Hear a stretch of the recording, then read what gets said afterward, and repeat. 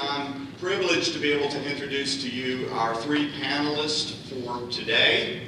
I thank you each for your time and for your interest in this project. First, to my immediate right is a friend to many of us at MTS Seminary, Dr. Andre Johnson. Having taught for a number of years here at the seminary, he is now currently professor of communication at the University of Memphis. So he got away from us, but thank goodness he didn't get very far. He teaches classes in African American public address, rhetoric, race and religion, media studies, interracial communication, rhetoric and popular culture, and hip-hop studies. He is currently editing the works of AME Church Bishop Henry McNeil Turner under the title The Literary Archive of Henry McNeil Turner. This really has been the focal point of his study, scholarship, dissertation work, and Dr. Johnson's making a tremendous contribution to the church through that work. He received his bachelor degree from the University of Tennessee at Martin, his master's degree from right here at MTS, and the PhD from the University of Memphis, focusing on rhetoric and communication studies. Dr. Johnson is widely published in journals and in media outlets as diverse as the Black Theology Journal and the New York Times. Now, how's that?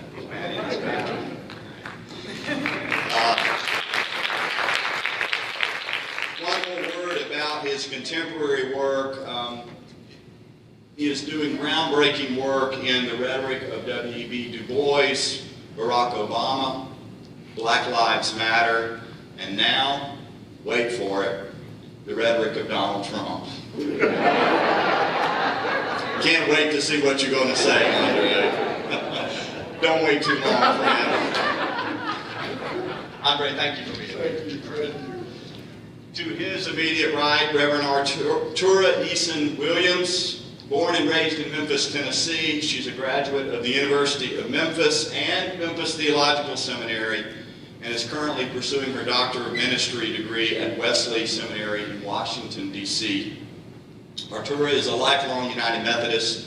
She accepted her call to ministry as a member of Centenary United Methodist Church here in Memphis. She served under appointment since 2002, and now currently is serving in her 9th year as pastor at Capelville United Methodist Church. And her children are with us today, at least a couple of them. We're glad that you're here. Did you hear what this Methodist minister said about that Methodist minister? 9 years in one appointment. Something good's going on. She also serves as the board vice chair of the Memphis Board of Ordained Ministry. For all you candidates in ministry, you need to get to know her well. You need to be nice to her. And she is a member of the LeBonner Hospital Faith and Health Committee. She's married to Daryl Eason Williams and mother to 4 children, Ayanna, John, Terrence Jr., and Gwendolyn. Once again, welcome Reverend Eason Williams and family. Finally, it's a pleasure to introduce to those of you who do not know Reverend Dr. Maxie Dunham. He is now Minister at Large of Christ United Methodist Church in Memphis, Tennessee, where he served for many, many years as the senior pastor. During over 60 years of ministry, he served in rural, suburban, and urban congregations. He served distinguishedly as the editor of the world editor of the Upper Room. Many of you have benefited from the work of the Upper Room over the years. While there, he was one of the founding visionaries for both the Academy of Spiritual Formation and the Walk to Emmaus. I imagine that some of you have participated in one or both of those over the years. He has also served as the president of Asbury Theological Seminary, with whom he continues to keep close ties. In his role as the minister at large at Christ Church, he represents the missional outreach of the congregation, including a long-standing commitment to public education, and he believes that the civil rights issue is the issue of this century. And he's committed to helping plant faith communities among the underserved in our city and in our world. Maxie is a prolific writer. He's authored over more than 40 books, including the Workbook of Living Prayer. Maxie, I've pastored 5 different congregations in my 30 years as a United Methodist minister. I hadn't been in one of them yet where the Workbook of Living Prayer wasn't left on the shelf of the pastor who I followed, right? This book has been so widely used by clergy and laity for many, many years. His latest book is called The Intercessory Life, a Missional Model of Discipleship.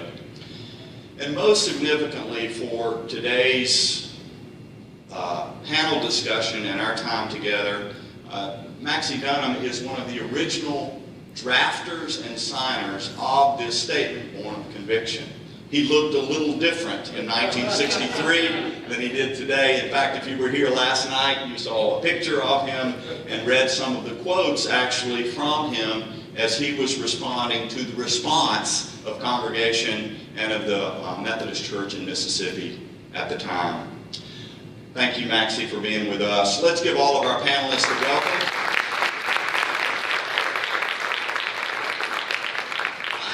In advance, invited each of them to prepare a brief response to Dr. Wright's work, Born of Conviction, and then a more general response to the implications of Born of Conviction for our work together today. That is the church and race relations and reconciliation in the 21st century.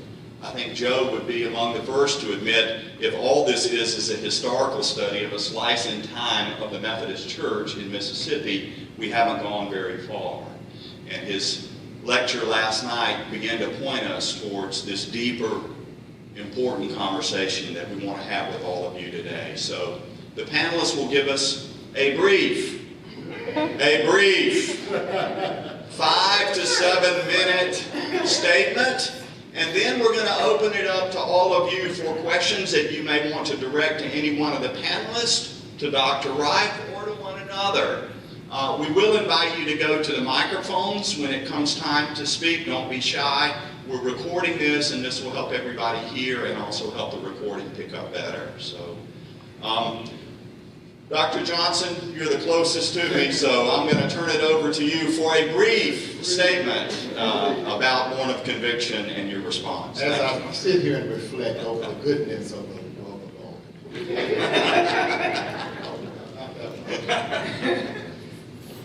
Well, good morning.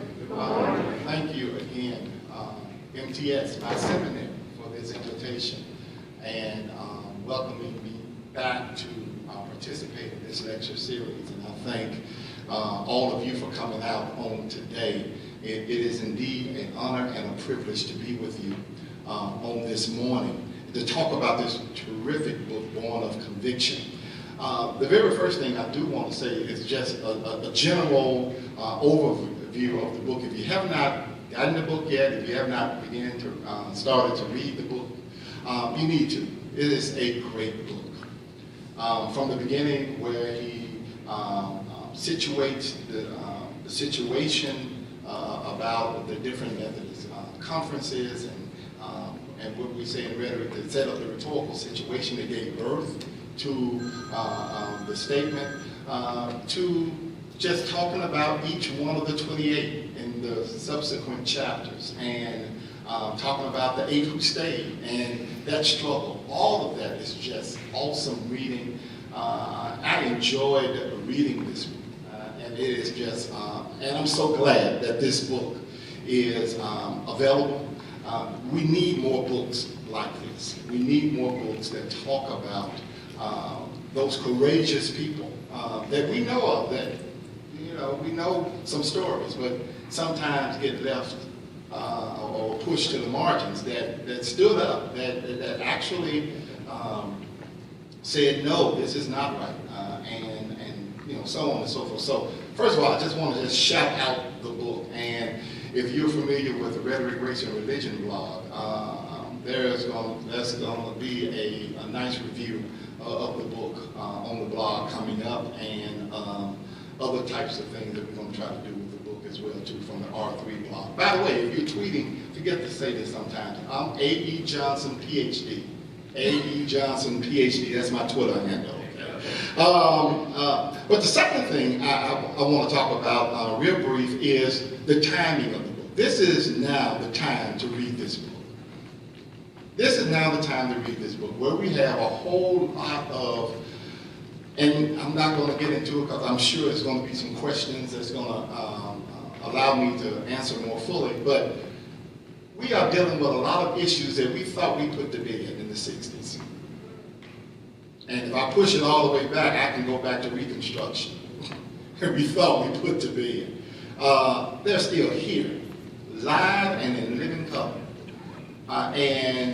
So this book at this time, the third point, is a challenge to the church, especially white churches,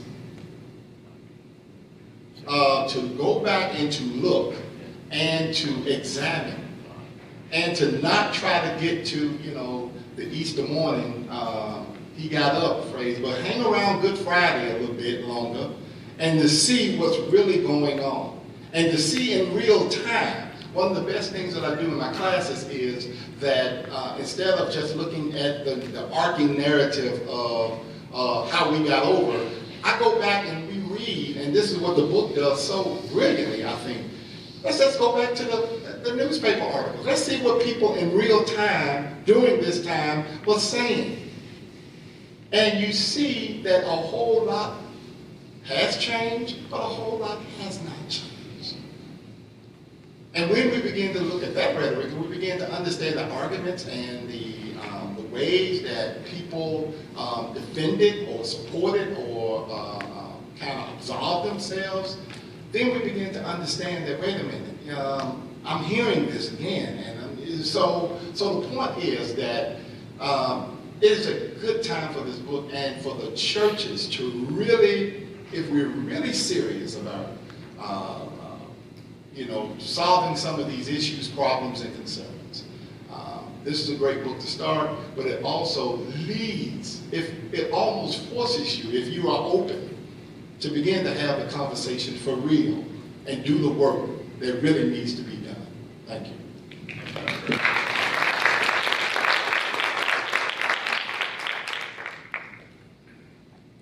I also want to thank you for the privilege of getting to be here. And I have to read my remarks. I'm not as accomplished as Dr. Johnson, but I do have a few reflections to share. As I thought about what I might have to add to this very important and timely discourse about the problem of racial prejudice and discrimination of all kinds in the church and in the culture, I decided to bring who I am to the table. I am a child of the South. I was born in 1970, 7 years after the Born of Conviction statement and controversy, after Jim Crow, after Brown versus Board of Education, and while the central jurisdiction was being dismantled in the newly formed United Methodist Church. At the age of 5, I watched white flight from the neighborhood where my parents bought their first home. And I remember white flight from our elementary school. In the 4th grade, we were bused to Oak Haven Elementary. I was born into a culture that taught me that blacks are unwanted, discounted, and despised, and should be treated as separate and unequal. But because of pressure, because of laws, we are forced to act like you are equal. I remember liking the white dolls better. I was a little black girl who asked God why he created me black when blacks are treated so badly. We all bring ourselves to the table.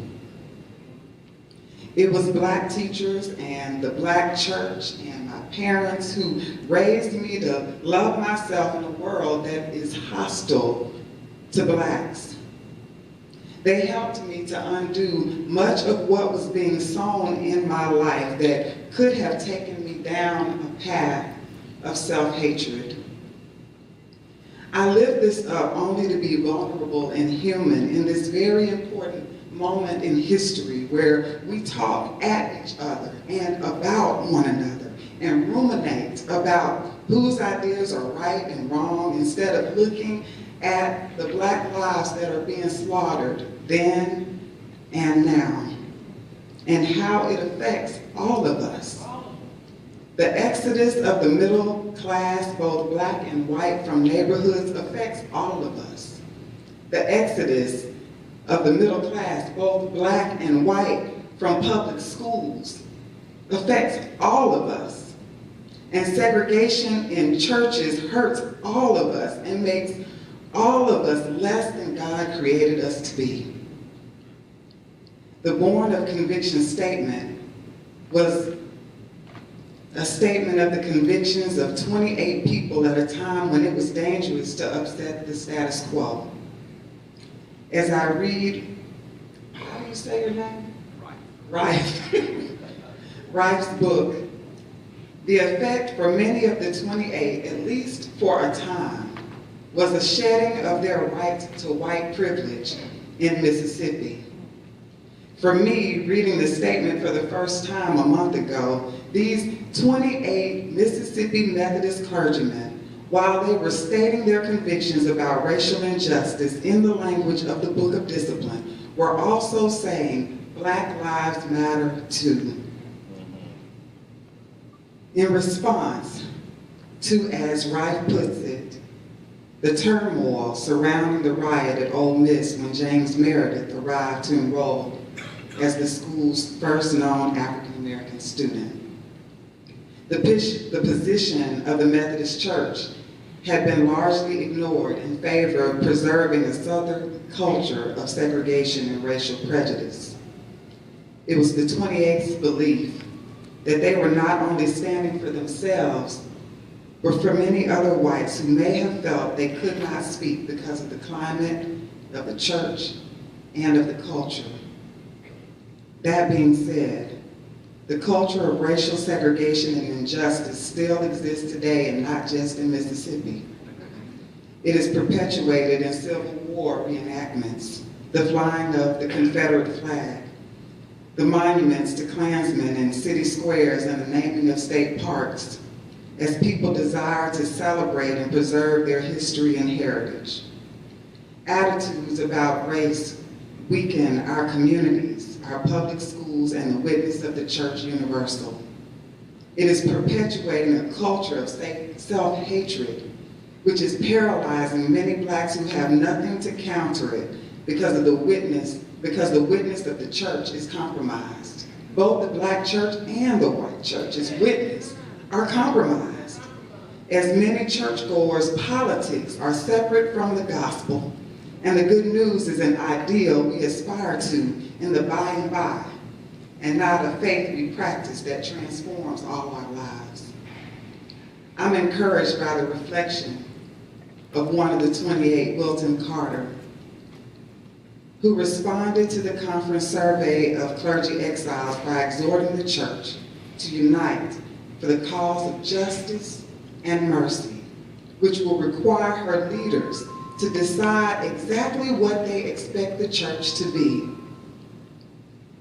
He continues, my own wonder is, will the church continue to be just a meeting place for good people on Sunday, or will it serve as the mouthpiece for God?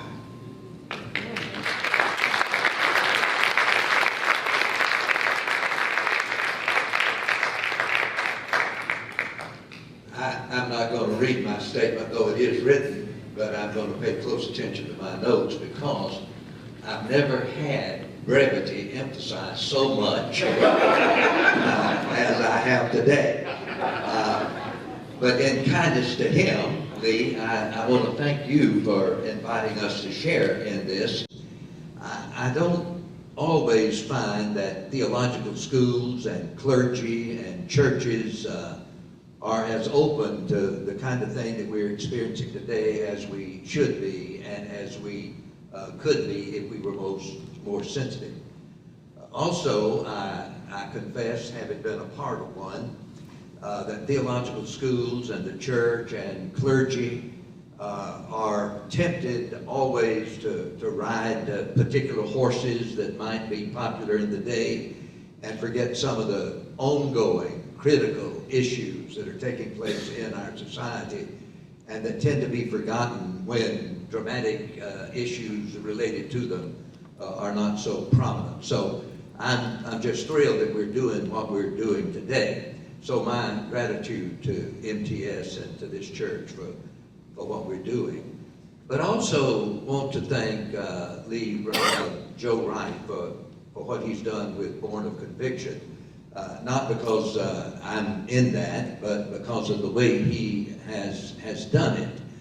I experienced this as to be honest with you, I was concerned when he began to write it. And he did take a long time in writing it. But he did that in a marvelous way because he was very careful in what he was saying and what he was doing. And I want to thank him coming at that gratitude from two directions.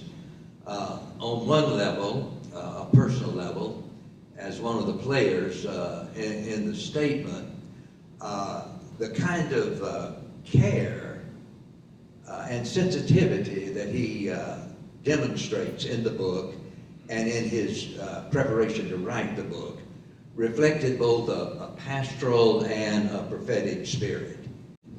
He was very caring of all of us that he interviewed in terms of seeking to understand what we were going through, what the circumstances were, both in terms of the circumstances within the life of the church and the governmental civic circumstances in the life of the state. But from a prophetic perspective, I'm not sure he did intentionally what I think is one of the most significant contributions of the book. And that is that none of us, and I certainly did, none of us, and I was one of the four writers of the statement, none of us thought we were doing anything as significant as he has communicated that we did in the book. And I think that's a great statement to all of us, because all of us as persons of faith have a voice, and all of us need to exercise our voice, no matter what the circumstances is with which we're dealing. And none of us, either the four who wrote the statement or the other 24 who joined us in signing it, none of us thought we were doing the kind of significant thing that it turned out to be. We were simply following our conscience. We were exercising our accountability as those who were ordained in the church, and we were thinking and feeling that we were being faithful to Scripture. So the book really, underneath it, is a call to all of us to exercise our voice and our influence as those who are a part of the community of faith. So thank you, Lee, thank you, Joe, thank the seminary for what you're doing here, having these lectures by Joe and this meeting today. Now, having said that about the book, I want to say a word about where I think we are today as it relates to racism and the whole situation as it relates to race. We all know that this is a very, very, very, very complex issue, and there are no simple answers. But being prejudiced in relation to the issue as I am, I do believe that there are some bottom line issues that we really need to sound and to deal with. And one of my bottom lines is that I believe that public education is really the civil rights issue of this century. And it is the issue, I think, that has the most possibility or the greatest possibility of solving some of the problems that we have. So I'd like for you to think with me a moment in relation to that claim I'm making. The average annual income for a high school dropout is between $17,000 and $18,000. A high school graduate may expect $23,000 to $25,000 annual income. A college graduate, $40,000. Our United States government considers less than, or $24,250 as the poverty level of income. I believe that education impacts economics, and economics impacts the quality of individual lives and the quality of community life. So just stay with me for a moment. Some of you are looking kind of blank.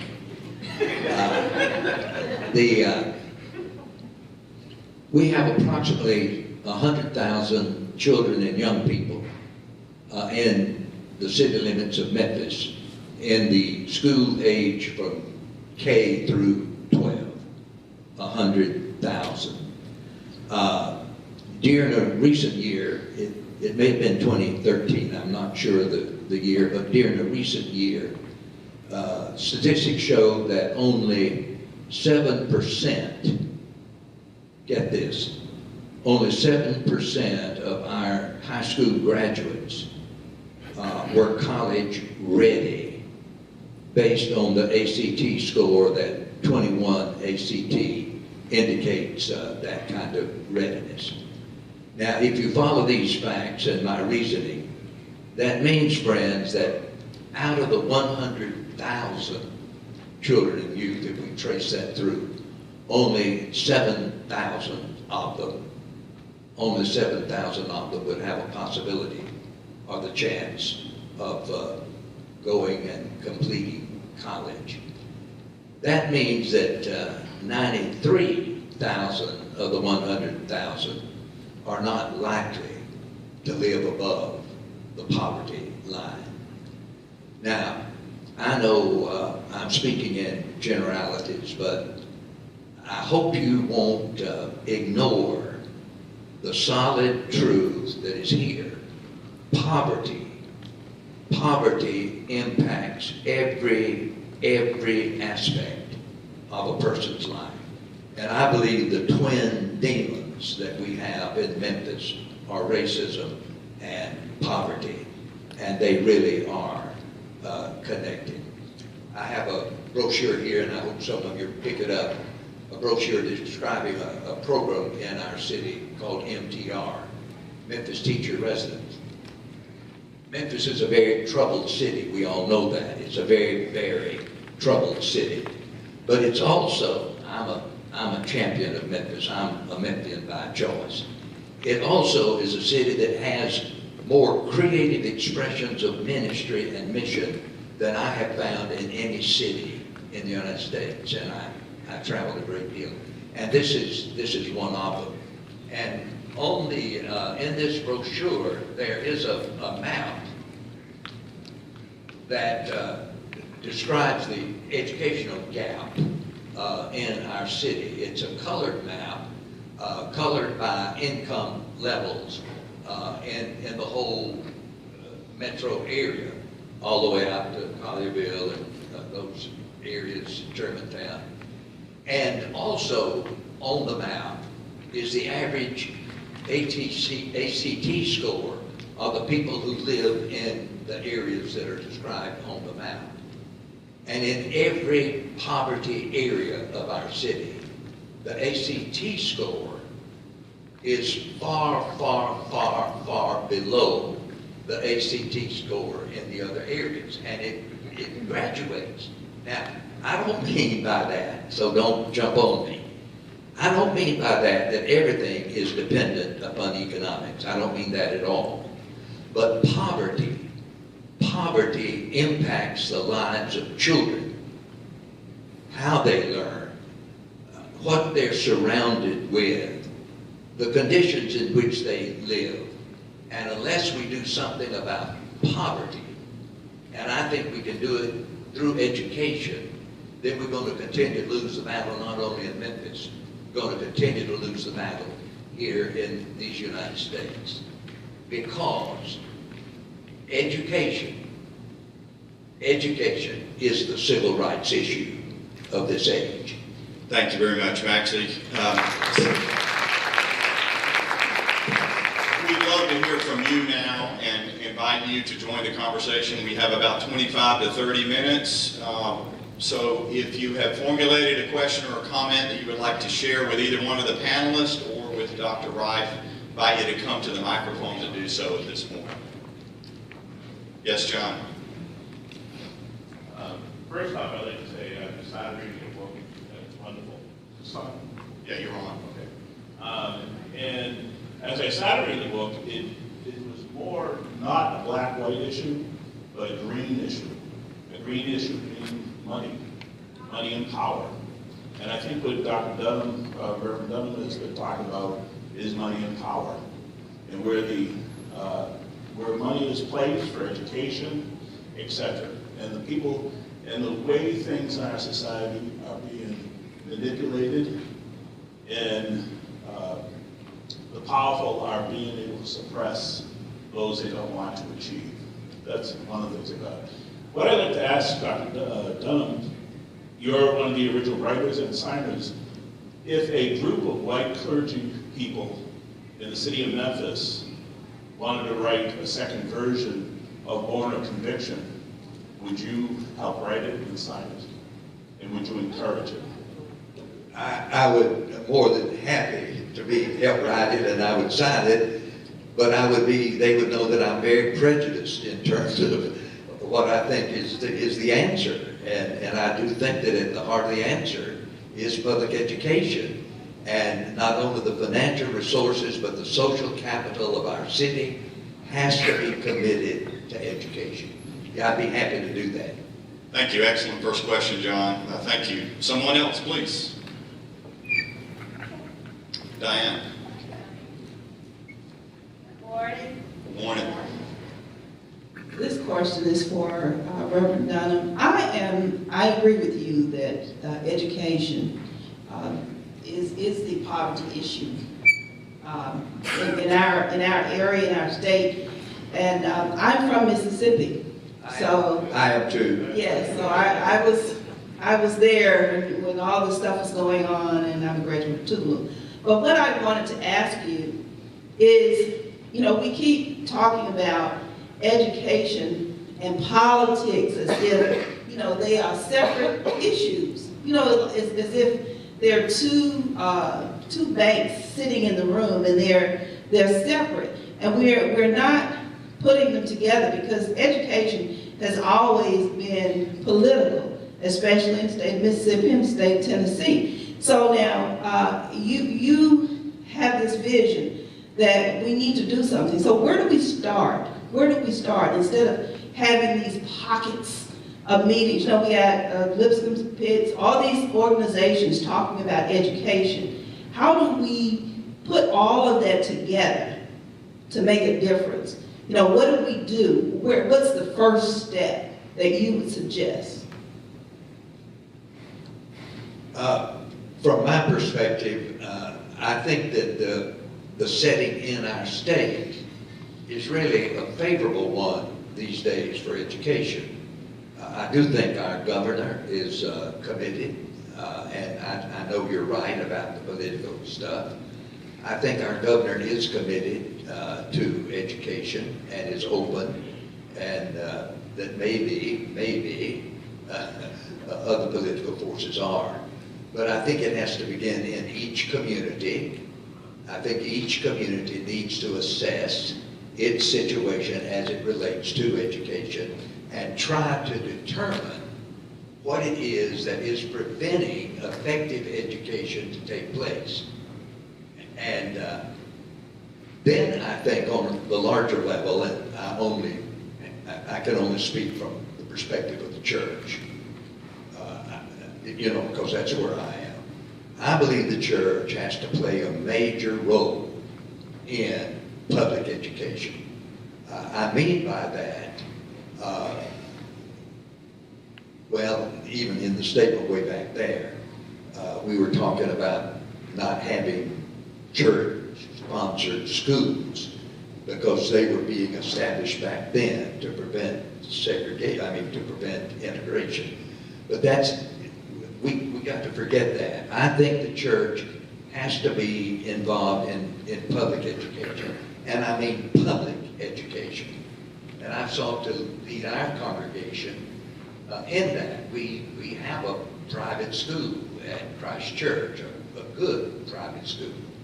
But in all the years that I was the senior minister there, we tried desperately to make that school available to the less served children of our city. And we just couldn't pull it off. And I'm honest, we tried. And so, even back then, we established a little school that and located it in one of the needy neighborhoods. I left the city, and when I came back, it didn't exist anymore. I don't know why. So lately, we've established another one, not in our place, but in one of the neighborhoods of Memphis. And I'm going to brag. It is doing a fantastic job. The achievement of the students in that school are far exceeding the achievement of people in other schools. We began with 30 students. We now, and I don't have time to tell the whole story, we're now responsible for about 1,200 students. And it's phenomenal what's happening. And I'm going to preach now. You can't be a public school and be an explicitly Christian school. So we had to give up being an explicit Christian school and become a charter school.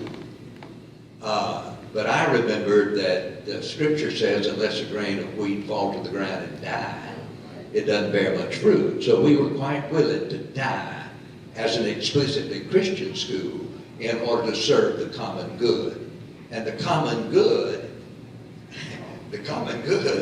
is spiritual, but right now, the common good is education. The best way we can deliver that to as many people as we can deliver it. So the church has a responsibility. I believe that if the churches of this city caught this vision, I won't stop, Lee. If the churches of the city caught this vision, within 20 years, education in Memphis would be different. Thank you, Diane. Thank you for the question, Maxie. Questions for either one of our other panelists, maybe? Hi, my name's Edie Love. I'm a student here at MTS. My question is for our ministers of color on the panel today. I wanted to ask you, I understand education is important, but right now our folks are getting killed. I want to know what ministers in Memphis can do right now to help stop the extrajudicial killing of our African American citizens. Thank you.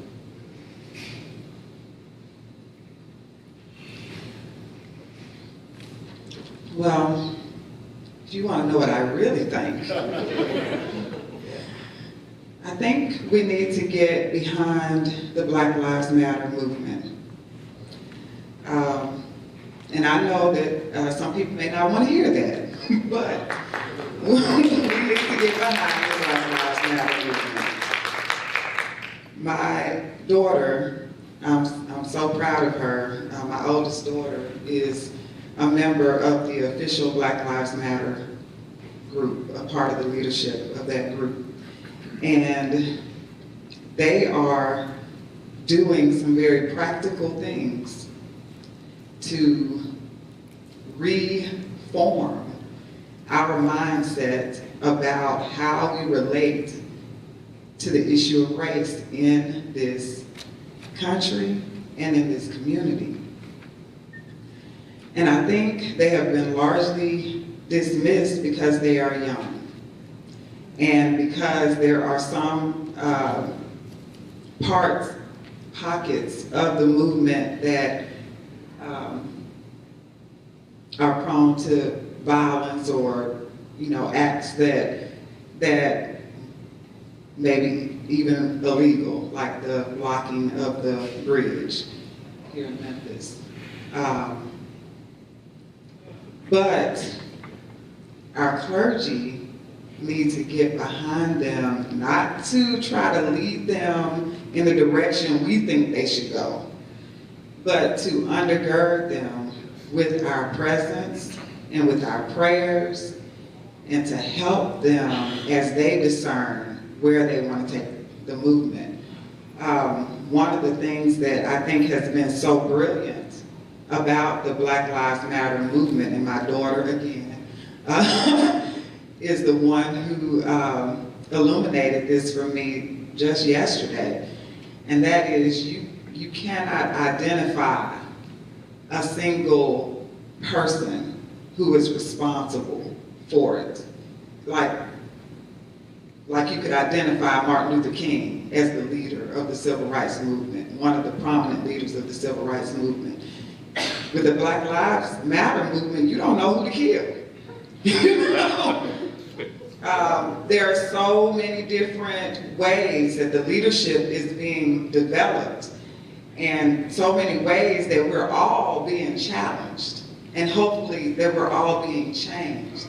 So I would say get behind the Black Lives Matter movement, wherever you see God leading you to do so. Yeah, thank you for the response. As some of you may know, I am both active in Black Lives Matter and studying and writing about Black Lives Matter. So this is right down my wheelhouse. But here's the bottom line, Edie. What really needs to happen, and I've talked about this before, I'm going to share it again at Bethel Missionary Baptist Church with Germantown United Methodist Church. I see Pastor Smith out there. Black truth must start to matter. And what I mean by that is, you're really going to have to start believing Black testimony. Think about it this way. What if Black testimony was believed in the 80s when NWA and all of the hip hop artists were talking about police brutality? What if it was believed in the 70s when you had the gangsterism that were going on in New York City and then right here in Memphis, Tennessee? What about the 60s? What about the 50s, 40s, 30s, all the way back? What if, and you know, Black truth is so maligned that even when you have a video, even you see it with your own eyes, you still don't want to believe that that happened, what you just saw. So, a lot of people have come around now with the video. Black folk been trying to tell you this for years.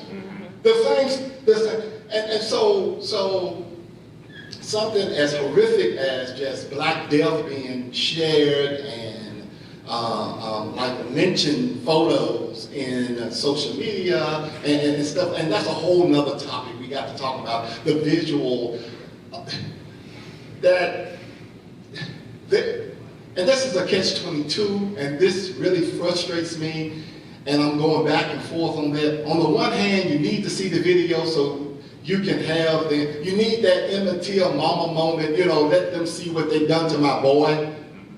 But it's so many now that it's just not even worth it. It's like, oh, there's another one. Matter of fact, we get confused naming people, not that one, but the other one. No, not that one. So now it's becoming like, I think people are enjoying, people are getting off. People are like, wow, you know, this day, you know, here's another one, let's talk. And even with video though, you still don't have the sympathy, the empathy. Last night on the news, there was this tragic story about this dog being locked up, being a bait dog, and was marked all up, and the sympathy and empathy that the people have for this dog, I have not seen when it comes to a Black life. I mean, the crying out, and I get it, I understand, but even with video evidence, you don't have it. So the frustration level, the frustration is not, okay, the crime has been committed. The frustration is that even with video, you can't get a conviction. So this is why Black Lives Matter. I'm not listening to you and the church when you talk about black on black crime or anything like that, because when Pookie killed Ray Ray, Pookie going to jail. Period. End of discussion. And that's what's supposed to happen. But when officers kill, when you see it, the reason why you don't have the uproaring or the protest in Tulsa is because Tulsa immediately fired the officer and immediately indicted the officer. Now, conviction is a whole other thing. But at least the system did what the system is supposed to do. And when the system does that, you're protesting against the system not working the way that the system is supposed to work. So that's the frustration level, and that's why people are throwing up their hands. And another thing, one more last thing, and then we'll get to another question, because, this is, the Black Lives Matter really do not care about your white fragility.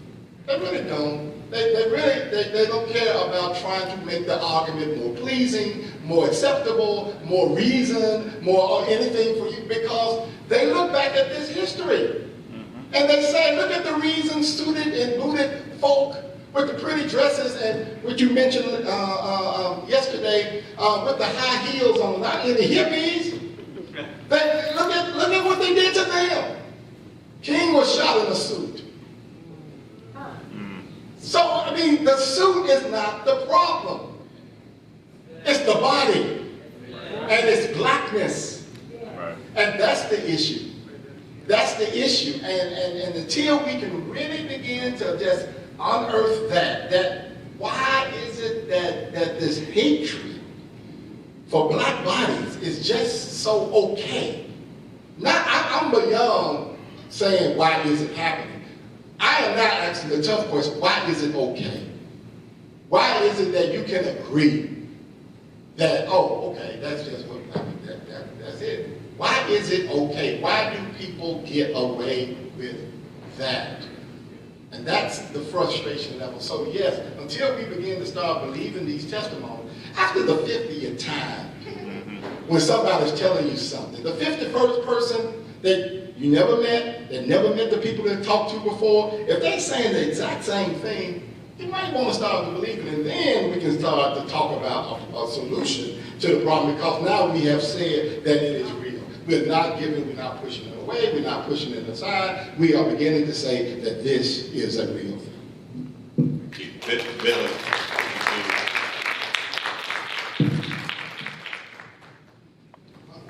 My question is, the man purposed the question with a statement. When I served as pastor of a church in Hopkinsville, Kentucky, 1987 to 1990, Sister Augusta Crutchfield said to me, she said, Reverend, you can draw more flies with honey than you can with vinegar. We do not live in a post-racist society. So don't you think it will make more sense if we started talking human rights as opposed to civil rights, and maybe form our opposition to what's happening behind the banner All Lives Matter? Because in fact, more white people are killed by police than black people. And as an African American male, I tell you, I almost became one of those statistics. In 2004, I was sitting outside of the Social Security Administration office, and I noticed a policeman walking toward me. One walks past my car, the other guy has a shotgun, cocks it, and I went to the police to discuss the situation. They said they would not reprimand the officers because of their tactics. What happened is a black person who resembled me did something across town. But I asked the question, what if my telephone had, if I had not noticed the policeman, if my telephone had rung and I answered my phone, and I've been shot? And he said, well, it would have been unfortunate.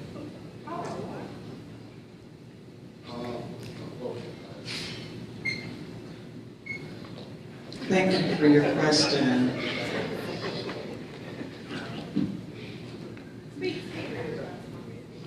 The statement Black Lives Matter has an implicit to.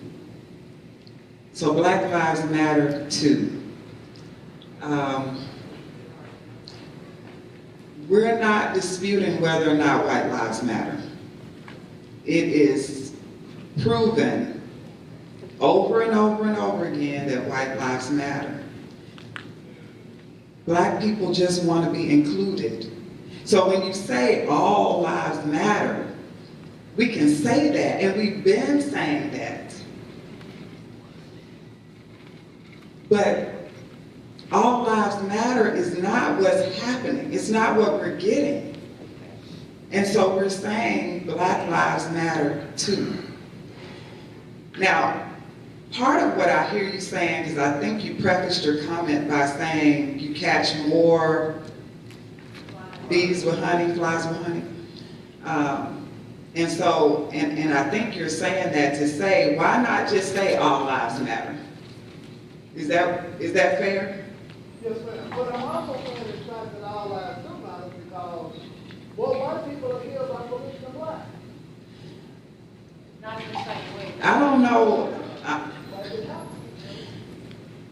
If that's the case, and I don't have any statistics to say otherwise, I think the issue is that Black people are being killed disproportionately to the number of people who exist in the number of people that the population of Blacks in this country. We're being killed disproportionately and unjustly, and people are not being held accountable. I think that's the issue. And when someone says all lives matter, it takes away from the issue, because we're not saying that all lives don't matter. We're trying to emphasize the ones that are being excluded. And so I hope that helps. And I think your personal experience really lifts up the reason why we're having this conversation. Yes, please follow. Dr. Andre, I want you to talk about this since you trained in rhetoric and you're a preacher in Memphis and you're from Memphis. And I do want you to talk about Black, female, poor bodies inside the womb and outside the womb also matter. And I've heard a bunch of Black preachers in Flint, Michigan, where the crimes of poverty and across the board are over the top. I didn't believe it, and I'm from there. I didn't believe America treats poor Black people this way. And here is I want you to talk about rhetoric. Because the idea that you can see a Black body killed and then get in the pulpit and say, all lives matter. Well, they're not killing all lives. They're not walking down white men who are in their car reaching for their driver's license and already stopped 51 times. So, Professor Rhetoric, especially for all of us, and it's not only Black bodies that get ignored. If you happen to have XX chromosome, then you can be running for the president and somebody can get up and talk about they're gonna grab you and you married to somebody else and they're married. So it's not only Black lives, it's anybody that's not white, male, rich, and property and educated. We were just locating, amen. We were just locating it with Black lives, but you're absolutely right. And then now other people are upset, now with, you mentioned Trump and, and now, he's gone too far. Now, but now, let me go back to the beginning, of your question about rhetoric and stuff. The trope of Blackness is the issue. When I say all lives matter, blue lives matter, white lives matter, the only difference in that sentence is I just excluded Black. When I put Black in it, people got a problem. I mean, you have, even in schools, Black studies, Black theology, anything with Black in it is a problem. That's the trope of, what I call the trope of Blackness. Blackness is the issue. And so we have have to really unpack why is it that, I was reading an article just the other day, just fascinating, where this professor wrote that the reason why we don't have the number of black faculty is because we really don't want them. And she got some responses back about that article, a very powerful article. And basically what she said was, when she wrote, she said the people, when she was just talking about people of color, generally, most of the hatred came when folk wrote her back and say the reason why we don't have black faculty is because. And the hatred and vitriol targeted to black folk, imaginary black folk. Not this is just folk that, that might apply for your position, that you already got a defense as a reason why you don't want to hire them to begin with. Even in that, where everybody at least applying, you would think, well, the basic minimum requirements are passed. So that's an issue. That's the issue. And going to the brother's point about, we have always, black folk have always lived as subconsciously or consciously or whatever you want to call it, is that whenever I can do and don't scare the white folk, whenever I can say and don't scare white folk, and whatever I do and not to bother white folk enough, that's, going on conviction, we'll stay right here. Coming in pristine, just in the best clothes, doing the right things, doing the right thing. And what BLM is saying, that we tried it this way. Here is, we know the history. We're not ahistorical. You show me a time when that really worked. And what happens is just over time, we get to the point where we are now, but then we begin to pick it apart a little bit, and we begin to see that, yes, I can shoot. And you brought up women. Oh my God. We have to talk about black women in this as well too, because black women have this double burden, not only of blackness, but being woman, and then also being pushed to the side by a lot of black men. So now we have to do that work as well too, if we're going to authentically talk about Black Lives Mattering, not only today, but tomorrow and in the future. And I can go on and on with this, but I see folks standing up. Yeah, thank you, Andre. We're at our time limit. I want to borrow 5 minutes of your time to lend to some Paul's point in a conversation that has been going on a long time and needs to continue to go on for a long time at a much more deeper, honest level than most of us have been able to sustain.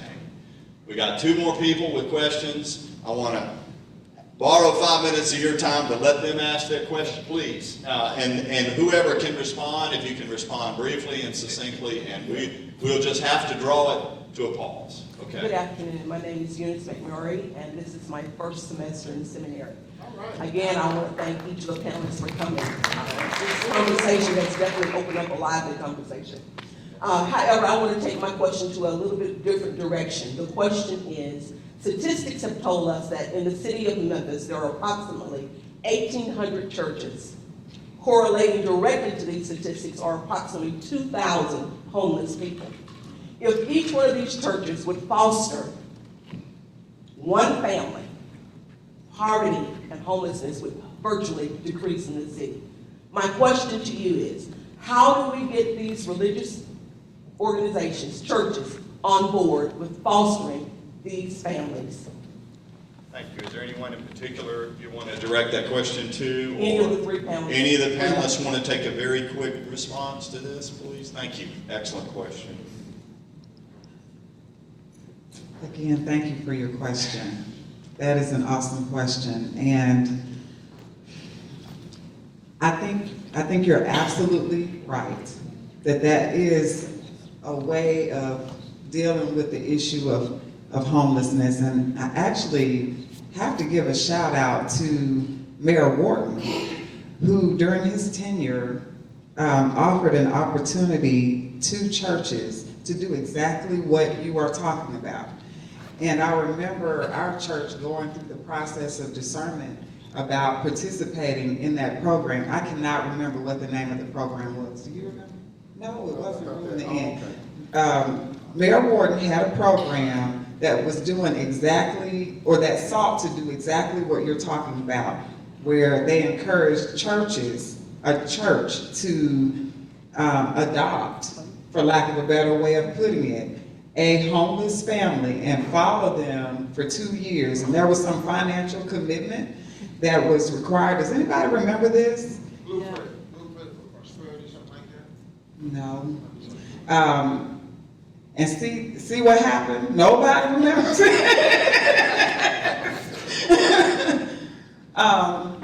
And our church adopted it with the contingency that there would be someone from our church who was passionate about that work. We set the money aside and we said that we would commit to it if there was somebody in our church who was passionate about that work and would actually lead us in helping to mentor. I think it was a mentor relationship. That did not happen in our church. And I suspect that that might have been a challenge for other churches as well. Because you asked the question, I'm going to find out what happened to that program. Thank you. Thank you. Thank you. Deborah, can you ask your question quickly, and then we'll let this bring us to a halt. Thank you.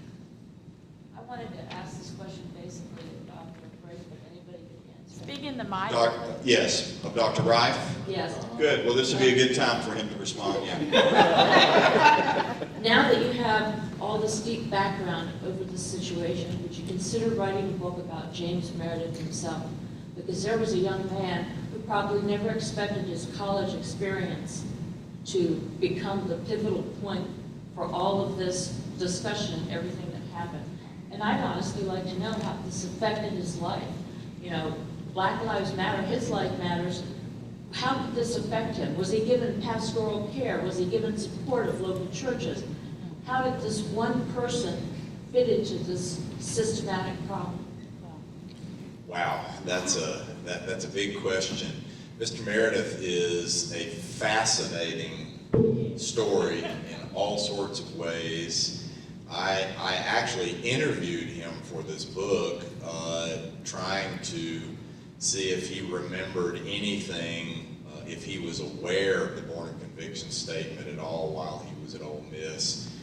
I didn't really get anything from the interview that I could use. And that's another story. But I think that's a good question. I think that it's often fascinating to try to figure out what effect all that's happened as a result of what he tried to do.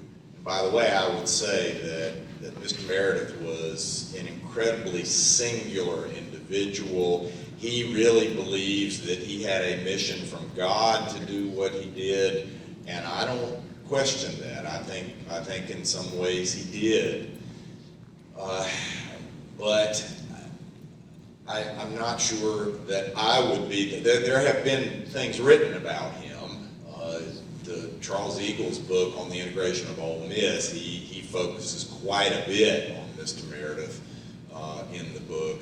So I probably wouldn't be the best person to do that. But if I could just say one other thing, I've been fascinated by hearing what you all have had to say, and there were 2 or 3 things that I'd noted I might respond to, but in the interest of time, I'll respond to one thing. That is what Dr. Johnson said a minute ago about how Black Lives Matter doesn't care about your white fragility. I think part of what I was attempting to do in the lecture last night, I'm not sure how well I succeeded, but part of what I was trying to do was to say it's time for white folks to sort of stand up and do what we should have done a long time ago. and that is to take this issue seriously and to and so that's part of my struggle with all of this is how can I communicate and live my life in such a way that I take what you folks are saying seriously, that I quit worrying about what it means for me, that I put aside that white privilege. One of the things I said last night is that it's still very easy for me, even though this has been an issue that has troubled me since I was 9 years old. It's still easy for me to put it aside, and it needs to, something needs to change with that. So, Okay. Thank you very much, panelists. We're really grateful for your time and for your wisdom and for your challenge.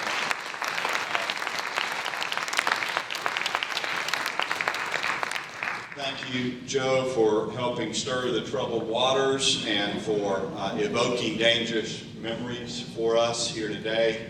I probably don't even need to say it, but MTS is the kind of community in which we can have this conversation on a sustained level. We have been having it a long time. Yes.